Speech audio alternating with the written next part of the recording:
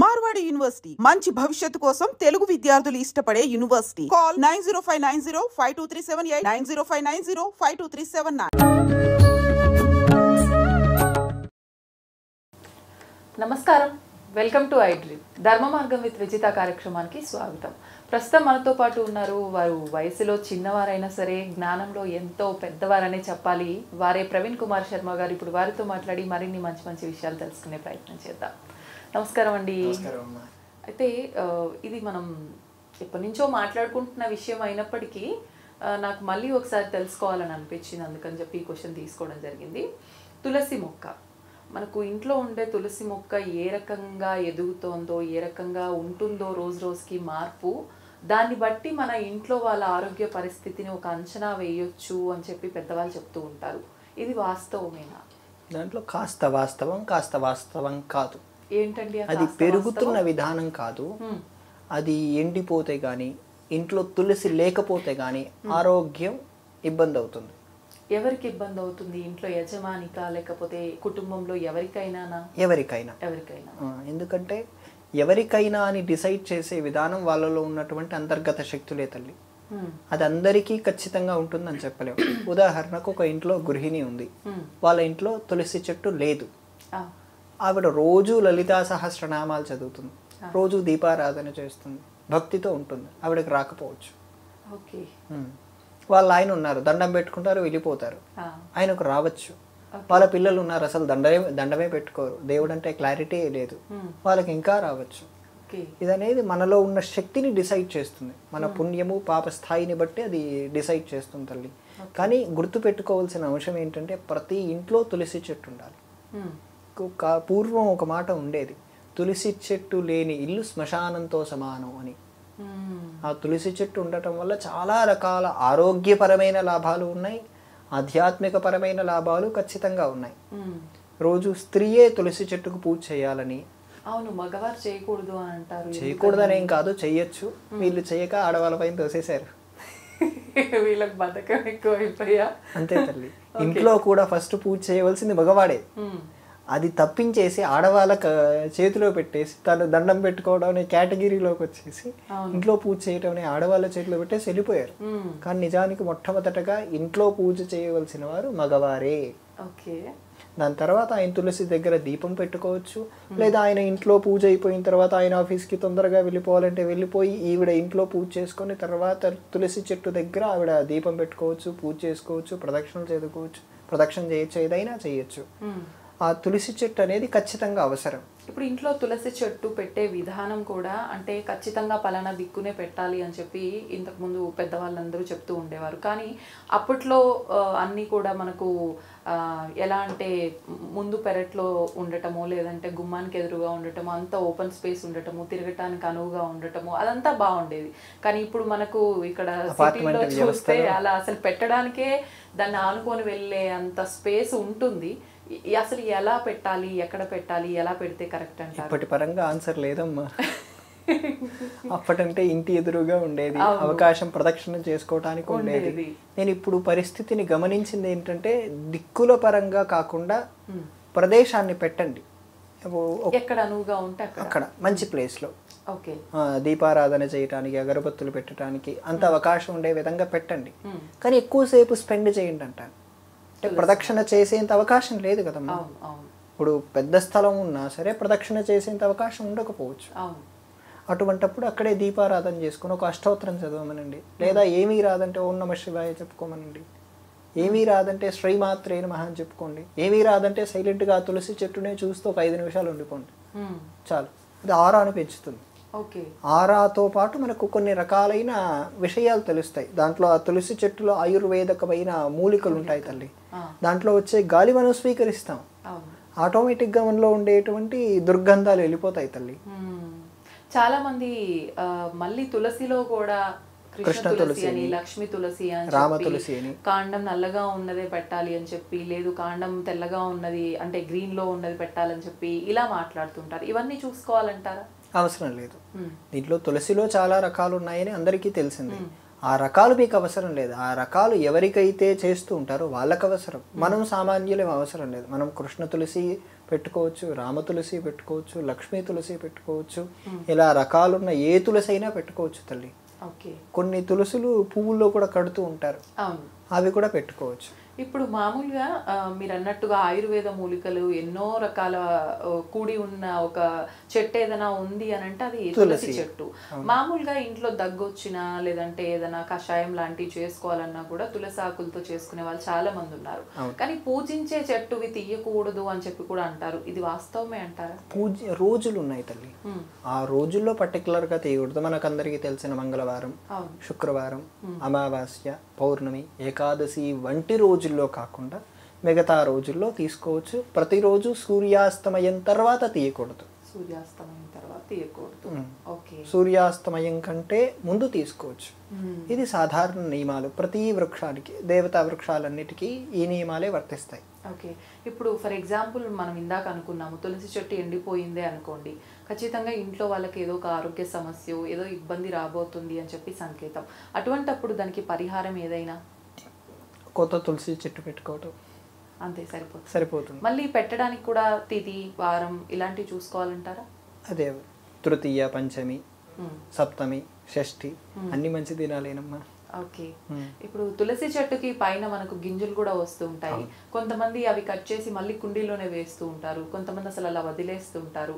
నిజంగా కట్ చేయటం కరెక్టే అంటారా? ఆ కట్ చేసేది కూడా కొంతమంది అంటే నేను విన్నాను యాక్చువల్గా బుధవారం మాత్రమే కట్ చేయాలి అని చెప్పి, ఇలాంటివన్నీ చూసుకోవాలంటారా? అంతేనమ్మా, కట్ చేసే విధానం కూడా తెలుసుకోవాలి. తెలుసుకొని గింజలుగా వేస్తే సాధారణంగా మనం కట్ చేయడం కూడా అవసరం లేదు, అవే పెరిగి గింజలు అందులోనే పడిపోతాయి. తర్వాత అదే చెట్టు పెరిగి పెద్ద అవుతుంది. ఒకవేళ కట్ చేయాలంటే బుధవారమే నియమం ఏం లేదు, ఏ రోజైనా కట్ చేయొచ్చు. కానీ సూర్యాస్తమయం కాకుండా అందులో అష్టమి, నవములు, పౌర్ణమి, అమావాస్య, మంగళవారం, శుక్రవారం కాకుండా, అందుకే వాళ్ళు బుధవారం అన్నారు. మామూలుగా మనం ఇప్పుడు ఇంట్లో తీర్థం ఏమైనా ఆలయాల్లో అంటే తులసి ఆకులు వేసి అలా చేస్తూ ఉంటారు. మనం ఉపవాసాలు అలా ఉన్న రోజు ఆ తులసి ఆకులు వేసి తీర్థంలా చేసుకోవడం కోసం మనం పూజ చేసే మొక్క నుంచి ఆకులు తీయడం అదంతా కరెక్టే అంటారు? ముందు రోజు తీసి పెట్టుకోవాలమ్మా. ముందు రోజే ఏకాదశి రోజు కాకుండా దశమి రోజు తీసి పెట్టుకుంటే సరిపోతుంది. ఓకే. అందులో తులసి ఉపవాసం రోజు ఎవరు తీర్థం తీసుకోరు కదా. ఉపవాస విరమణ అయ్యేటప్పుడు చాలా వరకు ఫస్ట్ తీర్థంతో ముగిద్దామని లేదంటే ఖర్జూరతో ముగిద్దామని అనుకుంటారు. అలాంటి సందర్భాల్లో అప్పుడు ఏంటంటే అప్పటికే ద్వాదశి వచ్చేస్తుంటుంది. ద్వాదశి వచ్చేసి ఉంటుంది కాబట్టి తీసుకోవచ్చు, పర్వాలేదు. ఒకవేళ ద్వాదశి వచ్చి అది మంగళవారం అయిందనుకోండి, ఒకవేళ ద్వాదశి వచ్చి అది శుక్రవారం అయిందనుకోండి, తీయకూడదు కదా. సో అప్పుడు ముందు రోజే తీసి పెట్టుకోవాలి. అది ఏకాదశి కంటే ముందు రోజే తీసి పెట్టుకోవాలి. ఓకే. ఇప్పుడు స్వామివారికి ఎక్కువగా తులసి మాల సమర్పిస్తూ ఉంటారు. ఇంట్లో ఒకవేళ తులసి చాలా గుబురుగా ఎక్కువగా ఉంది అని అంటే గనక వీటిని కట్ చేసి మాలగా చేసి స్వామివారికి తీసుకువెళ్ళొచ్చు అంటారు? నిరభ్యంతరంగా చాలా ఎక్కువగా చేయొచ్చు, చాలా బాగుంటుంది కూడా అమ్మ. ఇది మనమే మన చేతులతో కట్టి వేయటం అనే ఆ అనుభూతి వర్ణించలేని తల్లి. మీ ఇంట్లో కూడా ఉన్నా సరే మనం పెట్టి చేసుకోవటం కూడా చాలా బాగుంటుంది. ఎక్కువగా తులసి వచ్చేసిన ఇప్పుడు రామ తులసి బాగా ఎక్కువగా వస్తుంటుంది. ఆ ఎక్కువ తులసిని తీసుకెళ్లి మనమే అర్చన చేసుకోవాలన్నా, లక్ష్మీదేవి విష్ణుమూర్తికి అర్చన చేసుకోవాలన్నా మనం చేసుకోవచ్చు. తర్వాత అది ప్రసాదంగా ఇచ్చినా తినేయచ్చు. ఇప్పుడు ఆలయాల్లో చాలా వరకు తులసి మాల భగవంతుడి పైన తీసి మనకి ఇస్తుంటారు కదా, ఆ తులసి మాలని ఏం చేయాలి మామూలుగా మనం ఇంటికి తీసుకొచ్చిన తర్వాత? సాధారణంగా మనకు జపం చేసుకునే అలవాటు ఉంటే దాన్ని మెడలో వేసుకోకుండా జపం చేయొచ్చు. ఓకే. ఒకవేళ మెడలో వేసుకోవాలనుకుంటే దాన్ని జపం చేయకూడదు. ఇప్పుడు ఇది ఉందమ్మా, దీన్ని ముత్యం అంటారు. ఇది నేను మెడలో వేసుకోను, చేతికే ఉంటుంది. మెడలో ఇంకో మాల ఉంటుంది, అది జపం చేయను. దానిదే దీనిదే. వాళ్ళు డిసిషన్ తీసుకోవాల్సింది, జపం చేసే అలవాటు ఉంటే దాన్ని జపానికి పెట్టుకోవటం. ఓకే. లేదు మెడలో వేసుకోవాలనుకుంటే మెడలో వేసుకోవడం, దాన్ని మళ్ళీ జపం చేయటానికి మిగతా వాటికి వాడకూడదు. ఇప్పుడు అంటే ఆకులతో ఉన్నది తులసి మాల అంటే మామూలుగా అలా కాకుండా పూసల్లా కాకుండా ఆకులతో ఉన్నది స్వామివారికి అలంకరించింది ఉంటుంది కదా, అది ఇచ్చినప్పుడు అది ఖచ్చితంగా ఎండిపోతుంది మరుసటి రోజుకి. దాన్ని ఏం చెయ్యాలి? నేనైతే తప్పుగా అనుకున్నది తులసి మాలగా అనుకున్నాను. అయితే నాకు ఇప్పుడు వచ్చింది ఏంటంటే దాన్ని ఒక్కొక్కరిగా తీసి ప్రసాదంగా మనం తినచ్చు. ఓకే. మనం స్వీకరించవచ్చు, ఎంతవరకు తినగలమో అంతవరకు. పంచిపెట్టే అవకాశం ఉంటే పంచిపెట్టచ్చు. ఓకే. మిగతాది మన పూజ గది దగ్గర పెట్టేయచ్చు. అంటే కొంతమంది తులసి పొడిలాగా చేసి అలా వాడుతుంటారు, అలాంటివి ఏమైనా వద్దమ్మా, వద్దు, అవసరం లేదు. మనం తినేంత వరకు మాత్రమే తినాలి. మన పక్కన ఉండే వాళ్ళకు కూడా ఇవ్వచ్చు, బంధువులకు, ఇంటి పక్క వాళ్ళకు, స్నేహితులకు, సన్నిహితులకు అందరికీ ఇవ్వచ్చు.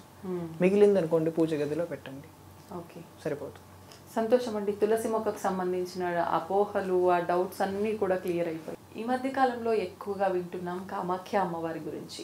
అంటే ముందు నుంచే భక్తుల హడావిడి ఉన్నా, ఏమున్నా అమ్మవారి విశిష్టత గురించి, ఆ క్షేత్ర విశిష్టత గురించి తెలిసినా ఈ మధ్య కాలంలో కొంతమంది చేసే పూజా విధానాలను బట్టి ఎక్కువగా వింటున్నాం. అసలు ఏంటి కామాఖ్య అమ్మవారి విశిష్టత, ఆలయ చరిత్ర ఏంటి? ఎక్కువగా అక్కడ తాంత్రిక పూజలే జరుగుతాయి అని చెప్పి వింటూ ఉంటాము. అంటే ఆలయ పరిధిలో కూడా తాంత్రిక పూజలు జరుగుతాయా, లేదంటే ఆలయం బయట తాంత్రిక పూజలు జరుగుతాయా? అసలు ఆ విధానం అంతా ఎలా ఉంటుందండి? తప్పకుండా. ఆలయ చరిత్ర అన్నారు కాబట్టి అమ్మవారి పేరు కామాఖ్య అంటారు. అమ్మవారు ఉన్న ప్రదేశం గౌహతి, అది అస్సాం రాష్ట్రంలో ఉంటుంది. మనం ఆ అమ్మవారిని శాస్త్రాల్లో హరిక్షేత్రే కామరూప అని పిలిచారు.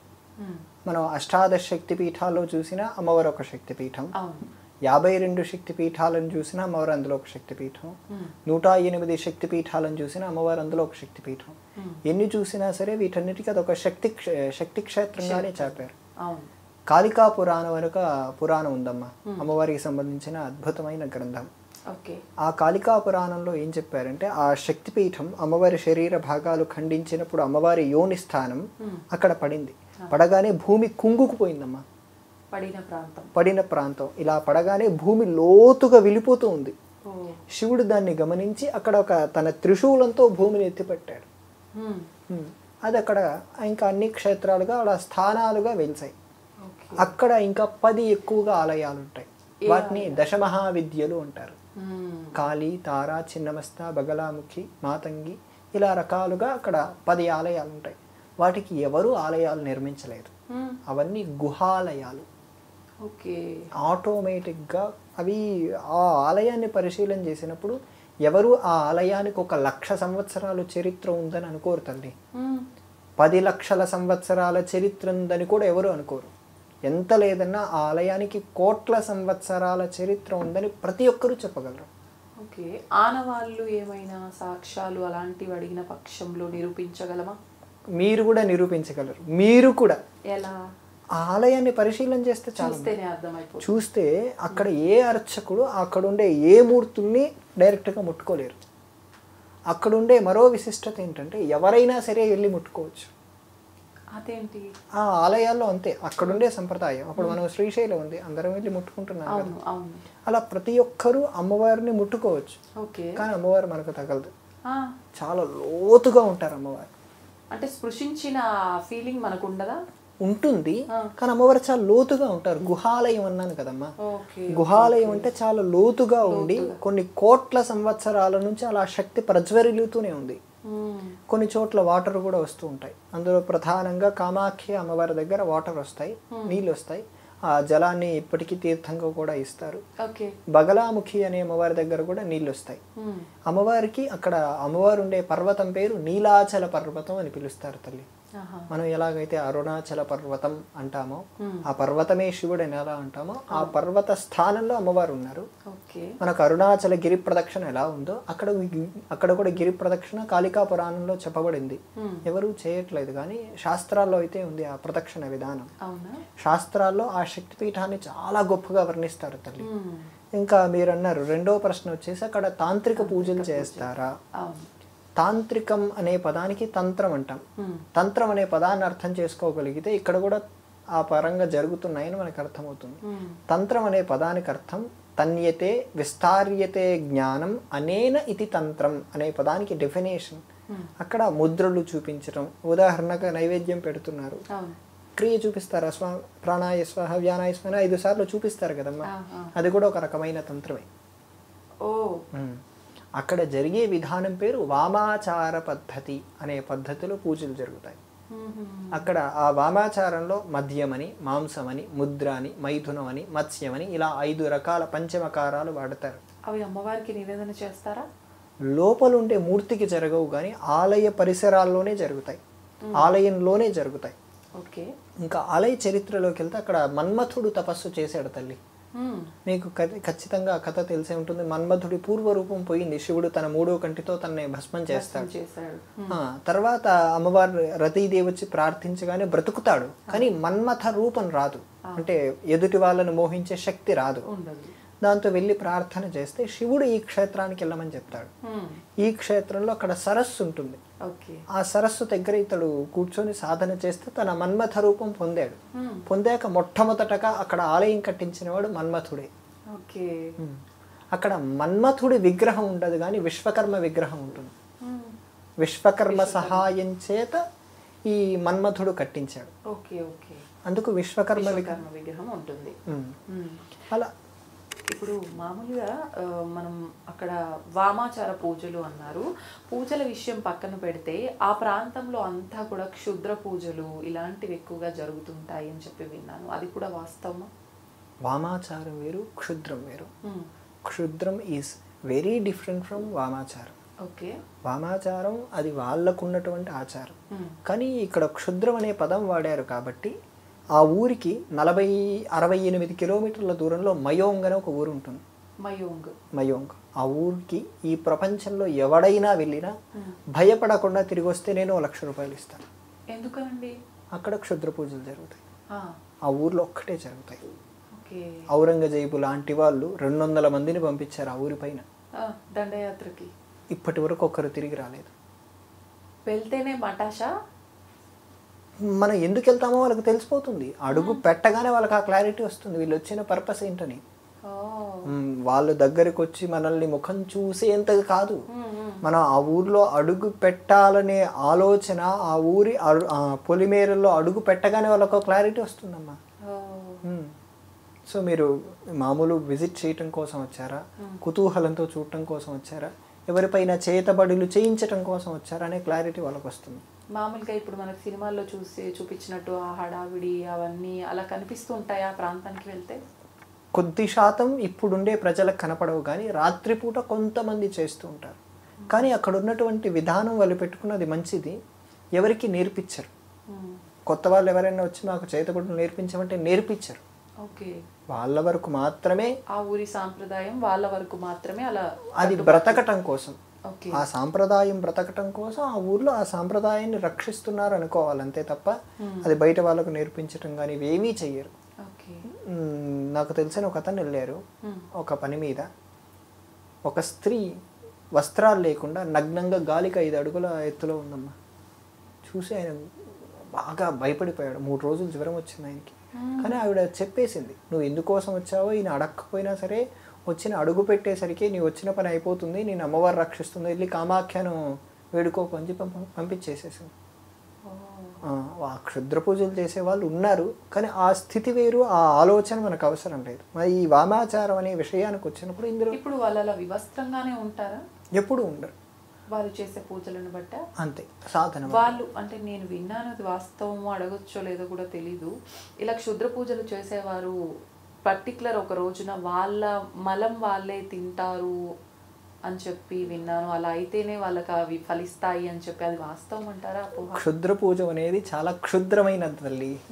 దాన్ని క్షుద్రమైన విషయాల కోసం, క్షుద్రం అంటే చాలా హీనమైన, ఆ హీనమైన విషయాల కోసం వాడుతూ ఉంటారు కాబట్టి హీనమైన పనులే చేయాల్సి వస్తుంది.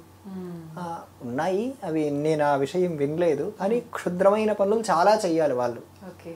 అవి చేస్తేనే దాంట్లో చాలా రకాలైన విషయాలు ఉన్నాయి, అవి మనం బయటికి వర్ణించలేనివి కూడా ఉంటాయి ఆ క్షుద్రంలో. మనం క్షుద్రం వెళ్ళకుండా వామాచారం వస్తే, వామాచారంలో మనకు వామాచారం అనేది కూడా శాస్త్రాల్లో చెప్పబడిన అంశమే, మనకు కాదు. మనకు మంచి ఆచారం దక్షిణాచారం ఉంది, సమయాచారం అని దీనికే పేరు. కౌలాచారం అని ఇటు పాటిస్తారు, బెంగాల్ వంటి ప్రాంతాల్లో కౌలాచారం అని పాటిస్తారు. మరి ఇప్పుడు ప్రాంతాన్ని బట్టి ఒక్కొక్క ఆచారాన్ని మనం పాటిస్తూ వస్తున్నాం కదా, అక్కడి వామాచార పూజలు తీసుకొచ్చి మన దగ్గర కూడా కొంతమంది చేస్తున్నట్టుగా మనం వార్తల్లో చూస్తూ ఉన్నాము. ఖచ్చితంగా అది ప్రాంతానికి పరిమితమైనప్పుడు అక్కడి పూజలు ఇక్కడ చేయటం వల్ల ఫలితం ఉంటుందా, అది బెడిసి కొడుతుందంటారా?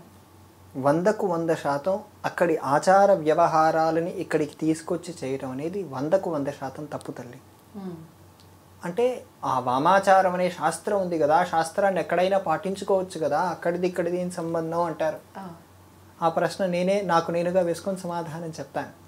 ఇక్కడ ఆచారం ఉన్నప్పుడు ఇక్కడ ఆచార వ్యవహారం కలిగిన వాళ్ళకు మీరు పూజలు చేసుకోకూడదు కదమ్మా. ఇప్పుడు మీరు దక్షిణాచారం, మీకు వామాచారం పైన ఇంట్రెస్ట్ ఉన్నా మీ దక్షిణాచారాన్ని వదలకూడదు. ఇప్పుడు గణపతి ఉన్నాడు తల్లి, మనకు సాధారణంగా చూస్తే గణపతి కొంచెం సాధనలోకి వెళ్తే ఆయనే లక్ష్మీ గణపతి అవుతాడు. అదే వామాచారానికి వెళ్తే ఉచ్ఛిష్ట గణపతి అయిపోతాడు. ఆ సాధన మనం చేయలేము. నామం మారుతుంది, రూపం మారుతుంది, విధానం కూడా మారిపోతుంది. ఆ విధానాన్ని చాలా క్రూరంగా ఉంటాయి, హేయమైనవి అంటాం. అవి చూడగానే మనం అసహ్యించుకుంటాం. ఇక్కడే ఖరీదైన మద్యం బాటిల్లు పెట్టి పూజలు చేస్తున్నారు తల్లి తెలుగు రాష్ట్రాల్లోనే. అది చాలా దౌర్భాగ్యమైన పరిస్థితి. వాళ్ళు తీసుకొని రాకుండా ముందే తెలుగు రాష్ట్రాల్లో వామాచారం ఉందంటే మీరు నమ్ముతారా? ఉంది. మీకు కూడా తెలుసు అది ఎక్కడ? ప్రతి గ్రామంలో. అంటే గ్రామ దేవతలకు బలులు ఇవ్వటము అదేనా మీరు అనేది? అంతే కదమ్మా. ఓకే, ఉందా లేదా? అక్కడ సారా ఇది దాన్ని ఉంటారు కళ్ళు అనే పేరుతో వాళ్ళు కళ్ళు అంటే మద్యం కాదంటారు కానీ మద్యం కళ్ళు సాక అని చెప్పి అమ్మవారికి వస్తారు, బలిస్తూ ఉంటారు జంతువుల్ని. రెండే జరుగుతాయి అక్కడ. పంచమకారాలు జరుగుతాయి, ఇక్కడ పంచమకారాల్లో రెండే జరుగుతాయి. మద్యము మాంసమే పెడతారు. కానీ మనకు తెలుగు రాష్ట్రాల్లో ఇలా జరిగిన ఒక క్షేత్రం ఉంది. నేను పరిశీలన చేసినప్పుడు త్రిపురాంతకం అని ఒక క్షేత్రం. ఆ త్రిపురాంతకంలో ఇలా జరిగేవి. తర్వాత శంకరాచార్యులు ఆపేశారు అనే విషయం అయితే ఒక క్లారిటీ ఉంది తల్లి. ఈ ప్రాంతాల్లో ఇలా ఎక్కువ ఉన్నప్పుడు శంకర భగవత్పాదులు వచ్చి మొత్తం సమన్వయం చేసి ఆ ప్రాంతంలో కూడా ఇటువంటివి లేకుండా చాలా తగ్గించేసి, ఎందుకంటే అక్కడున్న దేవతకు చాలా రౌద్రంగా ఉంటుంది ఆవిడ. ఆ దేవత పరిస్థితులు వేరు, విధానాలు వేరు కాబట్టి ఆ విధానాలను కూడా చాలా తగ్గించేసి చాలా తక్కువ మందినే పెట్టి అక్కడ ఏర్పాటు చేశారు. ఎక్కడ ఇంకా దేశంలో అటువంటి విధానాలు లేకుండా ఆయన జాగ్రత్త పడ్డారు. తర్వాత ఆ విధానాలు అక్కడి నుంచి తీసుకొచ్చి ఇక్కడ ఏర్పాట్లు చేయటం, అవి ప్రతి గ్రామంలో వాళ్ళకు తెలియకుండా వామాచార పద్ధతి చేసుకోవటం అయిపోయింది తల్లి. వామాచార పద్ధతి తెలుగు రాష్ట్రాల్లో చేయటం, ప్రత్యేకించి దానికి పూజలు పేరిట ఈ అర్చకులే వెళ్ళి చేయటం అనేది అత్యంత పెద్దదైన దౌర్భాగ్యం. అందులో మద్యం ఉంటుందమ్మా, మద్యం తాగాలంటారు. మత్స్యం ఉంటుంది, మైథునం ఉంటుంది. మైథునం అంటే ఫిజికల్గా కలవటం ఉంటుంది. చాలా హేయమైనవి ఉంటాయమ్మా. అవి చెప్పకూడదు, చేయకూడదు అంటారు. ఒకవేళ నన్ను అడిగితే అటువంటి విషయాలు ఇక్కడ చేస్తే వాళ్ళని జైల్లో వేయాలి, అంత కఠినంగా చేయాలి. అటువంటి విషయాలు సమాజానికి వ్యతిరేకం ఇటువంటి ప్రాంతాల్లో చేయటం. ఆ ప్రాంతపు పరిస్థితులు ఆ ప్రాంతానికి మాత్రమే. ఇప్పుడు మీకు వివాహం అయింది, మీ అమ్మగారి ఆచారాలు తీసుకొచ్చి మీ పెళ్ళైన వాళ్ళ ఇంట్లో ఆచారాలు పెడితే మీ ఆయన ఒప్పుకుంటారా? ఒప్పుకోరు. ఇక్కడే పాటించాలి. ఒకవేళ మీరు ఆ ఇంటికి వెళ్తే అది అక్కడ ఇష్టం కాబట్టి, ఎలాగో పుట్టిల్లు అందరికి ఇష్టం కాబట్టి మనకు పాటించాలని ఉంటుంది. కానీ మీరు మీ అత్తయ్య గారి ఇంటికి వచ్చారు, మీ అత్తయ్య గారు చెప్పిందే మీకు ఏదైనా సత్యం. మీ అత్తయ్య గారింట్లో ఆచారాలు మళ్ళీ మీ అమ్మగారింట్లో మీరు పెట్టగలరా? లేదు. ఒప్పుకోగలరా మీ అత్తయ్య గారు కానీ మీ అమ్మగారు కానీ? ఇది అంతే తల్లి. ఇక్కడి ఆచారాలు ఇక్కడివే, అక్కడి ఆచారం అక్కడిదే. అక్కడి తీసుకొచ్చి ఇక్కడ పెట్టడం అత్యంత పెద్దదైన దోషం. ఆ చేయించుకునేవాడికి ఎప్పటికీ ఫలితం రాదు. దాంట్లో దౌర్భాగ్యం ఏంటంటే సినిమా వాళ్ళు ఎక్కువ ముందు ఉన్నారమ్మా. అవును. అంటే నేను విన్నాను, మామూలుగా ఈ వామాచార పూజలు జరిపించుకోవటం వల్ల మన దక్షిణాచార పూజలు చేస్తే వచ్చే ఫలితం కన్నా కూడా ఇంకా మంచి ఫలితాలు, తొందరగా రిజల్ట్ వస్తుంది కాబట్టి ఎక్కువగా అటువైపు మొగ్గు చూపుతున్నారు అని చెప్పి. ఇది వాస్తవమే అంటారా? రుద్రయామల తంత్రం అని ఒక గ్రంథం ఉంది, శివుడే అది అమ్మవారికి చెప్తాడు. ఆ విషయంలో ఈ మాట స్పష్టంగా ఉంది. నేను సిద్ధి పొందేది వామాచారానికి పొందుతాను అంటారు. అది ప్రాంతీయ భేదం తల్లి. మీరు లలితా సహస్రనామాలు చదివితే మీకు ఇంతకంటే ఎక్కువగా శీఘ్రంగా పొందే మాటలు ఎన్నో కనపడతాయి. విష్ణు సహస్రనామాలు చదివితే ఎన్నో కనపడతాయి. శివ సహస్రనామాలు చదివితే ఎన్నో ఉన్నాయి. శివుడికి భోలా శంకరుడు అని పేరు. పత్రం, పుష్పం, ఫలం. చూడండి, మీరే చెప్పేశారు భగవద్గీతలో ఉండే శ్లోకాన్ని. అవి పెడితే చాలంటున్నారు. మీరు మద్యం అని, మాంసం అని ఇవి తెలియని ఏవేవో పెట్టేస్తే వాటి వల్ల మీ మనస్సు చెడిపోతుందమ్మా. మొదట్లో మనకు క్రూరమైన భావాలు పుడతాయి. దశమహావిద్యల ఆలయాల దగ్గర బగలాముఖి అని అమ్మవారు కాస్త దూరంగా ఉంటుంది. అక్కడ పెద్ద దున్నపోతును బలిస్తున్నారు తల్లి. ఇప్పటికీ ఉందా అక్కడ? నేనే చూశాను, నా ఎక్స్పీరియన్సే చెప్తాను. తో పాటు కొంతమంది వచ్చారు, అక్కడ తెలుగు వాళ్ళు కూడా ఉన్నారు, ఇంకొంతమంది హిందీ వాళ్ళు కూడా ఉన్నారు. అక్కడ ఉండే అర్చకులు అది చాలా రెగ్యులర్, అది 7-8 మంది దాన్ని పట్టుకుని చాలా తీల్చి కర్రలు పెట్టి మెడకు తాడు కట్టి నరికేవాడు ఒకటే వీటితో నరికేశాడు. సగం కూడా కత్తి పడలేదు, ఒక కత్తి అలా పడగానే తల తెగిపోయింది. వెంటనే వాళ్ళు అలా రక్తం పట్టుకున్నారు, పట్టుకెళ్ళిపోయారు. ఏం చేస్తారు దాంతో? అమ్మవారికి నివేదన చేస్తారు. ఇక్కడ ఈ మెయిన్ విషయం ఏంటంటే ఈ చూస్తున్న వాళ్ళందరూ చాలా క్యూరియాసిటీగా చూస్తున్నారు తల్లి. నేను అడిగాను, ఎందుకంత క్యూరియాసిటీగా చూస్తున్నారు, అక్కడ జరిగేది ఒక జంతు వధ, దాన్ని ఎందుకు అలా చూస్తున్నారంటే సమాధానం లేదు. ఎందుకంటే వాళ్ళకు తెలియకుండా అక్కడ అందులో చూసే వాళ్ళకు కూడా కొత్తగా ఇన్వాల్వ్ అయిపోతున్నారు. ప్రతి మనిషిలో సైకాలజీలో పరంగా చూస్తే మీకు తెలుసు, అర్థమైంది నేనేం చెప్తున్నాను, అర్థమైందమ్మా?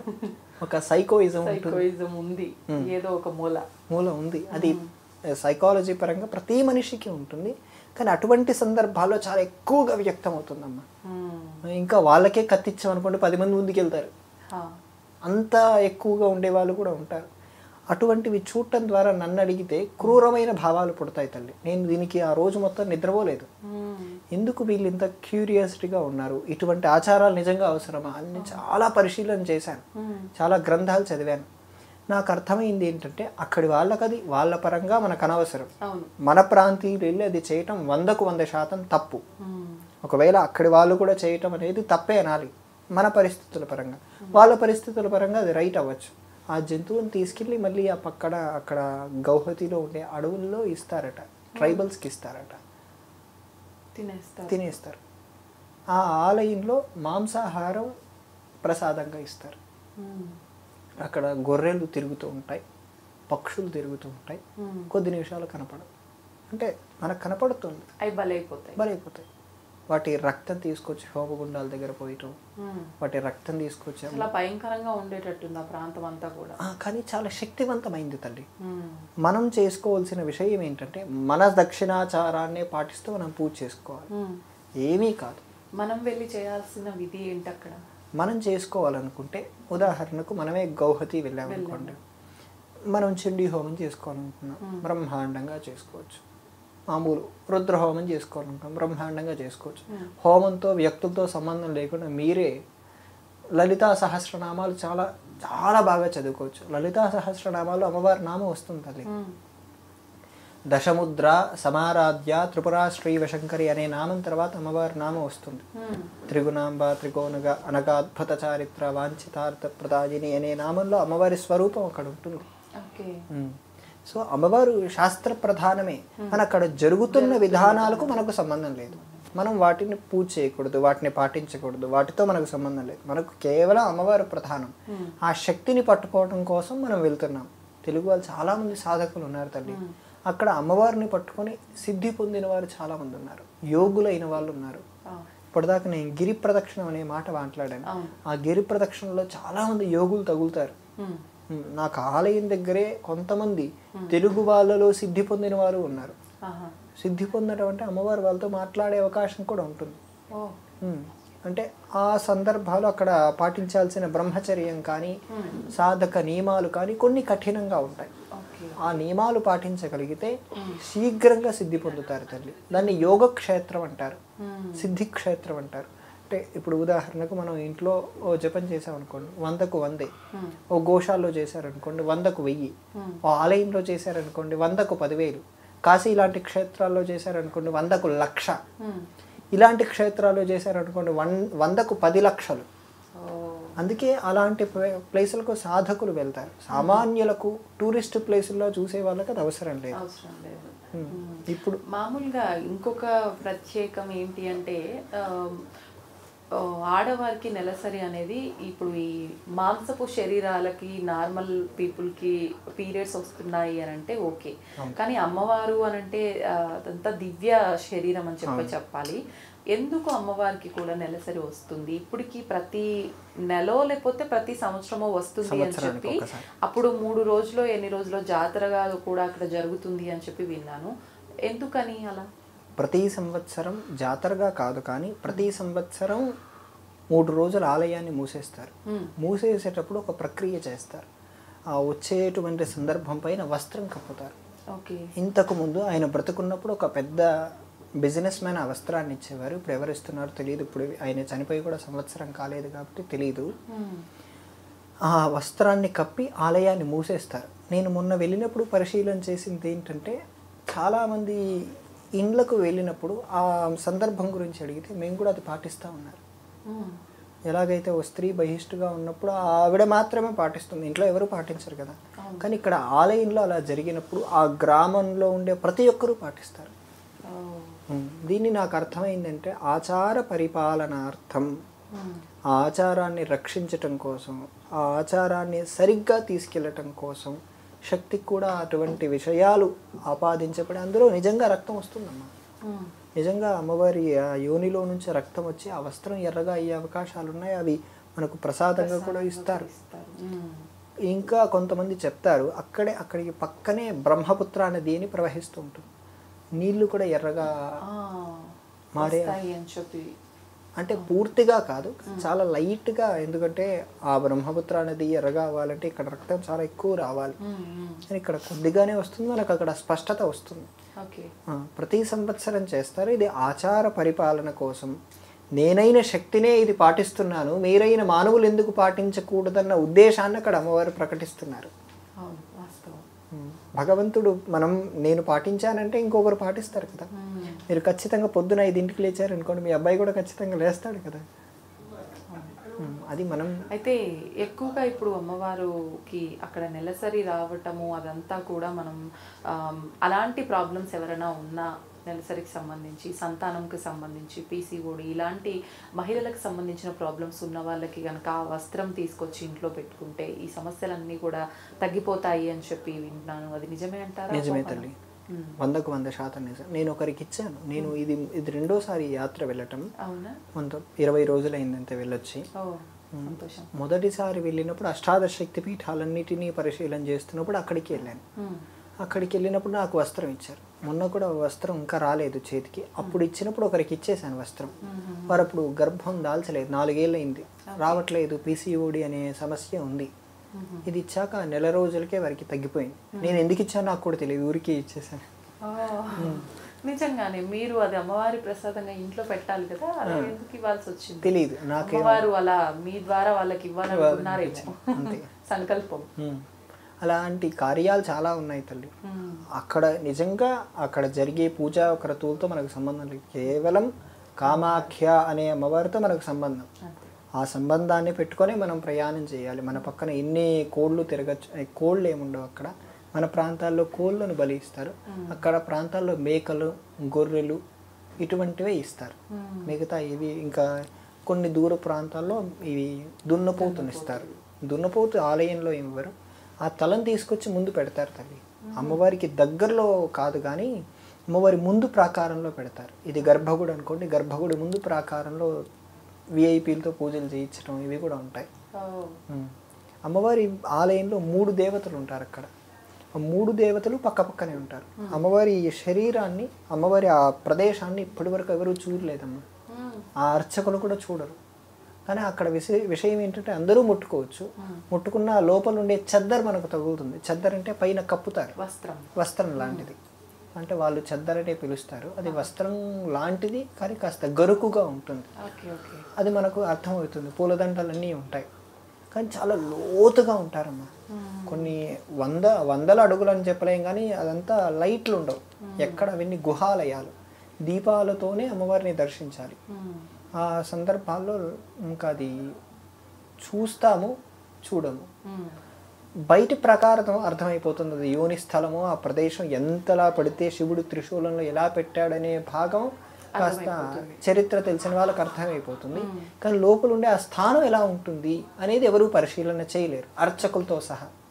ఆ పక్కనుండే అమ్మవారి చిన్న మూర్తులు ఉంటాయి, పరిశీలన చేస్తారు.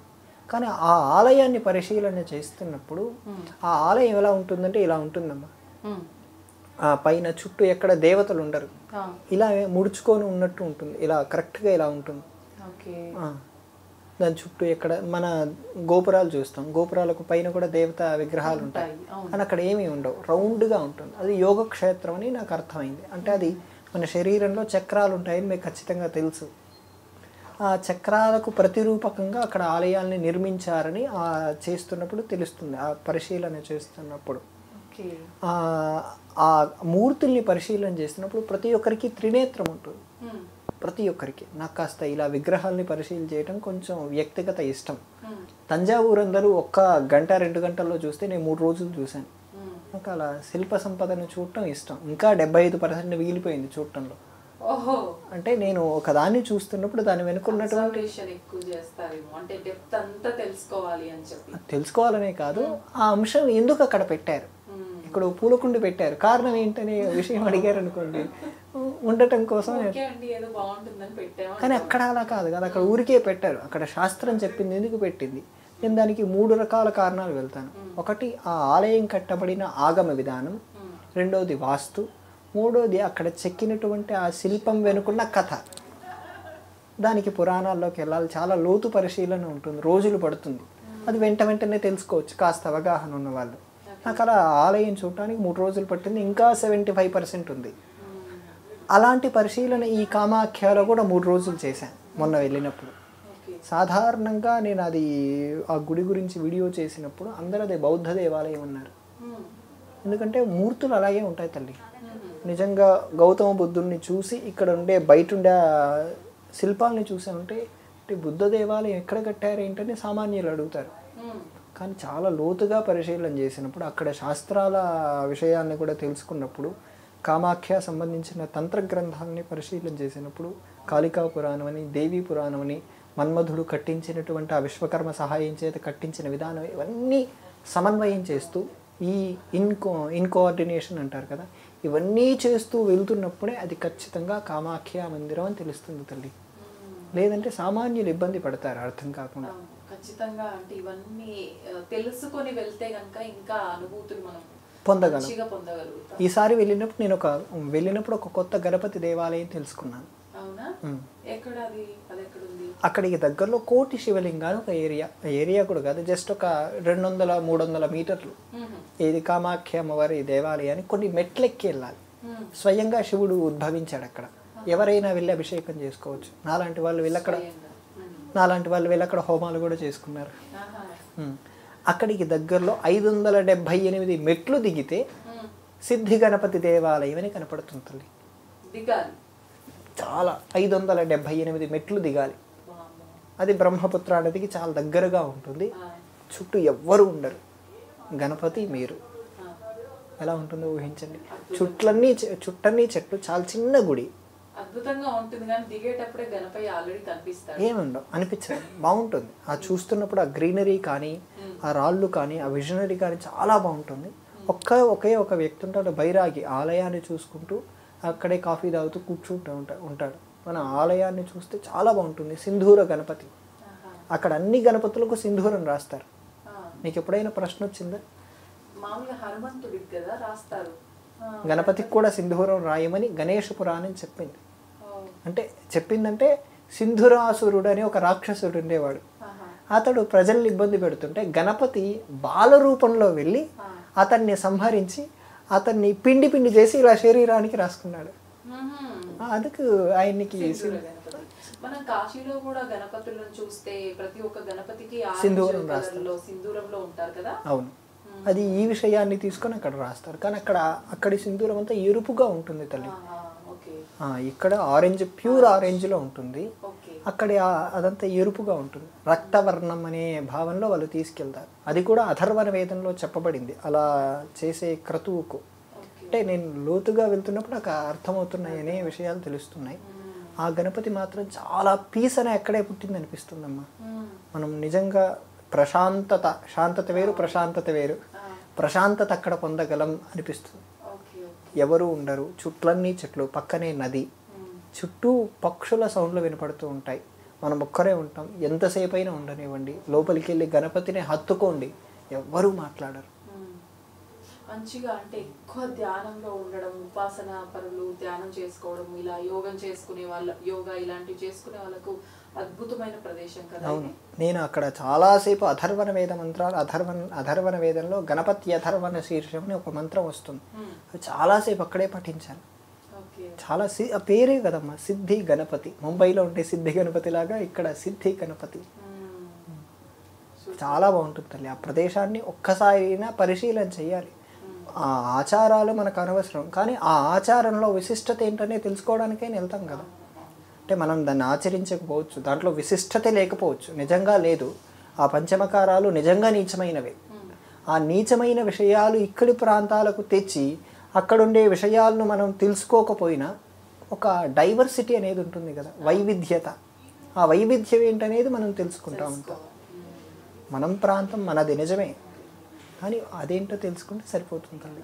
తెలుసుకోవడం వరకే కానీ మనది ఏదైతే మన ఓన్ ఉందో దాన్ని మాత్రం ఎక్కడ కూడా వదిలిపెట్టకూడదు. 100% మన శివుడే అక్కడ శివుడే, మన అమ్మవారే అక్కడ అమ్మవారే, అంతే. సాత్విక రూపంలో ఆవిడే శ్యామలా తల్లి, రజోగుణ రూపంలో ఆవిడే మాతంగి అని మారుతారు. అక్కడ అందరూ మాతంగినే పిలుస్తారు. ఇంకా తమో గుణానికి వెళ్తే, తమో గుణం అంటే చాలా లోతుగా వెళ్తే, తాంత్రికంలో చాలా లోతుకి వెళ్ళామనుకోండి, ఆవిడికి నీలా సరస్వతి అని పేరు. నేను చూసింది బుద్ధులు అమ్మవారిని ఆరాధన చేస్తున్నారు తంత్ర రూపంలో. గౌతమ బుద్ధుని పాటించే వాళ్ళు బౌద్ధ మతానికి సంబంధించిన వాళ్ళు, మామూలుగా వాళ్ళు శాంతంగా ఉంటారు, అటువంటి వాళ్ళు తంత్ర రూపంలో చేస్తున్నారు, అమ్మవారికి ఆరాధన చేస్తున్నారు. అంటే అక్కడ ఉండే ఆశ్చర్యపరిచే విషయాలు చాలా ఉన్నాయి. కామాఖ్య కల్చరల్ డిఫరెన్స్ కనుక్కోవచ్చు అన్న. కల్చరల్ డిఫరెన్స్ అంటే పువ్వులు అన్నీ ఒకే రకంగా ఉంటాయి, కానీ చేసే పద్ధతులు తెలుసుకుంటే మనకు వస్తా డైవర్సిటీ తెలుస్తుంది. అందుకే ఇంతకుముందు మనం మాట్లాడుకుంటున్నప్పుడు అలోన్ ట్రావెలింగ్ అనేది చాలా అవసరం. చేస్తున్నప్పుడు మళ్ళీ కన్ఫ్యూజన్ అవ్వకూడదు, కోఆర్డినేషన్ అవసరం. కోఆర్డినేషన్ చేసుకోగలిగితే అలోన్ ట్రావెలింగ్ మనకు చాలా నేర్పిస్తుంది. ఏదో వెళ్ళామో వచ్చామని కాకుండా ఖచ్చితంగా వాళ్ళలో ఒక క్యూరియాసిటీ ఉండాలి, తెలుసుకోవాలి అనే ఒక తపన ఉంటే గనక మంచిగా ఎంజాయ్ చేయాలి. కానీ అక్కడ ఉన్నటువంటి విషయం ఏంటంటే ఆ ఆలయ చరిత్ర గురించి ఎక్కడ తెలియదమ్మా ఎవరికి, ఎవరు చెప్పేవాళ్ళు కూడా లేరు ఆలయ చరిత్ర గురించి. అక్కడ నాగసాధువులు కూడా ఉన్నారు, ఎవరు చెప్పరు. పక్కనే నాగసాధువులు ఉంటారు, పక్కనే సాధన చేసే వాళ్ళు ఉంటారు. రాత్రి 10 అయిందనుకోండి, కొంతమంది సాధన చేసే వాళ్ళు ఉంటారు. ఇప్పుడంటే సాధకులు అక్కడ తగ్గిపోయారు. 35-40 ఏళ్ళ కిందట వెళ్తే అక్కడ చాలామంది స్త్రీలు నగ్న సాధన చేసే వాళ్ళు ఉండేవారు.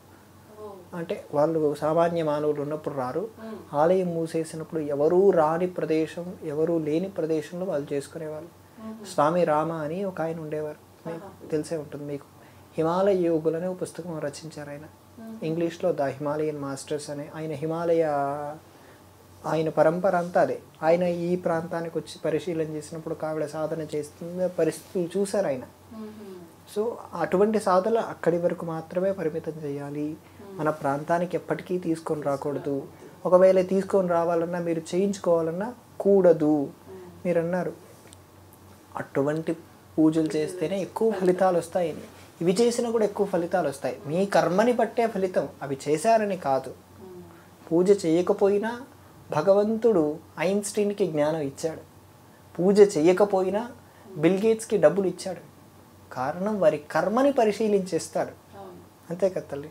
సంతోషం అండి, చాలా విషయాలు తెలియజేశారు. నిజంగా కామాఖ్య అనగానే ఎంతో మంది ఎన్నెన్ని చెప్తూ ఉంటారు, కానీ నిజంగా ఎప్పుడు వినని విషయాలు కూడా మీ ద్వారా వినటం జరిగింది. ధన్యవాదాలు. నమస్కారం.